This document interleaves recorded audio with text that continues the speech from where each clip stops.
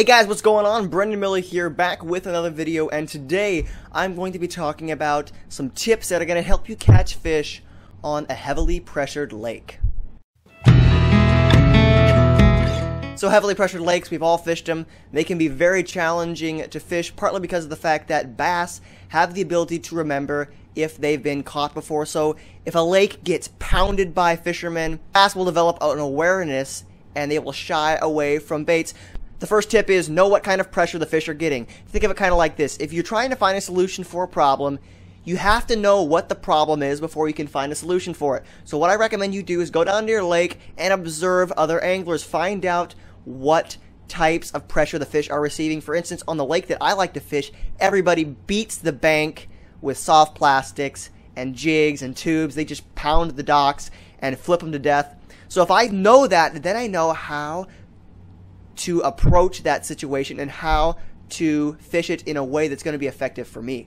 The next tip is fish different areas of the lake or pond or what river system or whatever you're fishing. Fish different areas that other people don't fish. And this kind of sounds like an obvious step, but for a while there, the lake that I fish a lot, I was just going and I was doing what everybody else was doing. I was beating the banks with soft plastics, and you know, I caught some fish, but recently I've gone offshore into deeper water and I've been looking for a deep structure, and I've been throwing crankbaits to that deep structure, and I've had a lot of success. I found kind of a little pot of fish that's kind of untapped. Nobody really knows about it. So if you fish different areas of the lake, a lot of times you'll find different groups of fish that have not been pressured as hard, and therefore they are easier to catch. Fish during the week. A lot of anglers hammer a lake during the weekends. If you can get out during the week, I would highly recommend it. A lot of times, that is when the bass are less pressured and they are easier to catch. So if you can get off during the week and hit the lake, I'd highly recommend it. A lot of times the fishing can be a lot better than on the weekends.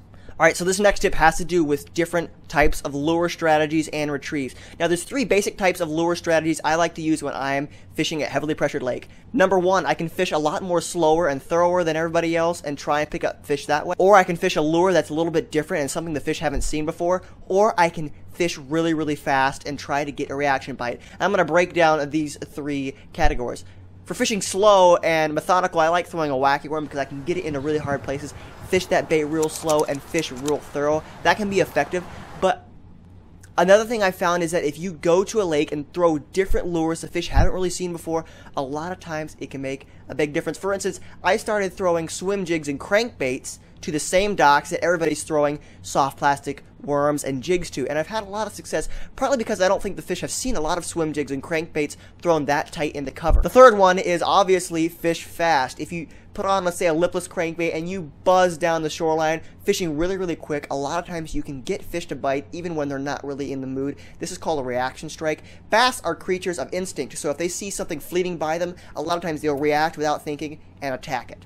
So those three techniques will definitely help you catch more fish next time you're out on a pressured lake. Next tip has to do with lures, and specifically fishing crankbaits on a heavily pressured lake. I like to throw silent crankbaits on a heavily pressured lake. Most crankbaits have rattles in them, and this is good for when the bass are aggressive. They can hone in on that rattle and find the lure. But a lot of times on pressured lakes, bass have become very aware of that rattling sound, and I've seen cases where it actually scares bass away. So switching up to a silent crankbait with no rattles can definitely lead to some better results for cranking pressured lakes. And of course, the last step is fish the body of water a lot. Now, the lake that I fish a lot, I fished there for most of my life, so I know how to catch the fish. Even though they are pressured, I know what techniques work and what techniques don't work.